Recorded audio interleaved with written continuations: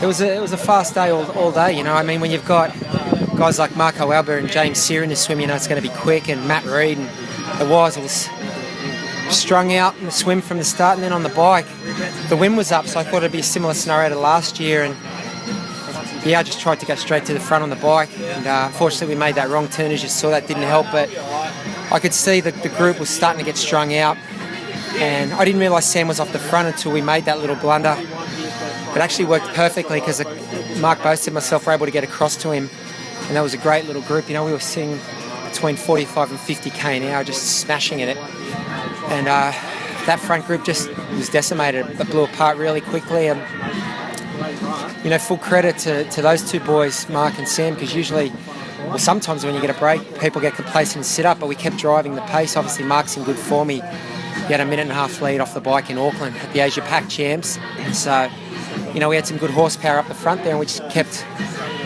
the pace very strong but steady, and just rode away from the other boys. And I was feeling good. You looked like you were really on the front too. You looked energetic, and you were really driving the pace. Felt really good, and I think it seems to be, though, you know, you learn something about. It doesn't matter how long you've been doing it. People talk about your experience. You know, I've never raced as a 41-year-old before, so I'm learning. And what last year taught me was, you know, I was rusty in Auckland, but 3 or 4 weeks later I was very good in Geelong. And I think it was the same thing here. I mean, I got away with the win in the New Zealand Champs in Tauranga, but the truth is, I think you saw there was a few blemishes. You know, I just wasn't on the same level as Griff and Timmy Reid over there in Auckland. So how does it change, though? You go from, as you said, Auckland, where we saw you, and you know, you were okay for a while, but then you were dropped, and then you come here and you look like a different athlete. Yeah, I think as I've gotten older, what I've found is you can do all the training you want, but there's no substitute for these. Back in the day, I never used to have to race a lot. Well, I mean, the last time I won Kona, I didn't race for 6.5 months until I raced Melbourne, and then went 7:57. I never had ring rust, as they say in boxing, but what I've noticed, particularly the last 2 years, it's taken me 2 or 3 races just to blow the pipes right open, and I felt super comfortable today, you know.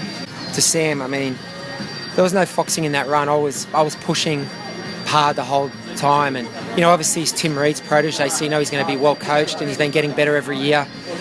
I threw in 3 or 4 fucking ridiculous surges in the middle of that run, going down slight hills, 3 minute per K pace, and just couldn't get rid of him. And I thought, you know, it's going to be a sprint finish, and so I just tried to relax. But yeah, full credit to him. He's, you know, I love to see a young guy who just knuckles down and really just improves every year, improves. And there was 3 or 4 things I saw in the race today where he was just world class in his tactics and the way he managed himself out there. And you know, I think he's only going to get better from here.